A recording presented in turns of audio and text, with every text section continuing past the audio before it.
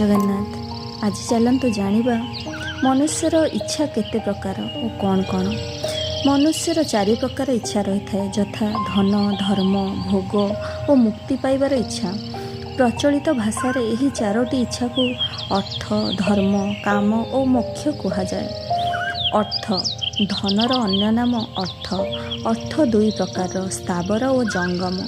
सुना, रूपा, टंका, पैसा, जमीबाड़ी, घरद्वार इत्यादि स्थावर एवं गाई, मईसी, घोड़ा, ओट, छेली, मेढ़ा इत्यादि जंगम। तेरे है धर्म।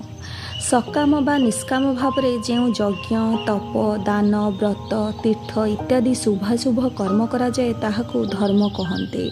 काम संसार सुख भोगर नाम काम। सही सुख भोगर 8 प्रकार, शब्द, स्पर्श, रूप, रस, गंध, मान, बड़िमा और आराम। चतुर्थ है मोक्ष। आत्मबोध, तत्वज्ञान, कल्याण, उद्धार, मुक्ति, भगवत दर्शन, भगवत प्रेम इत्यादि नाम मोक्ष।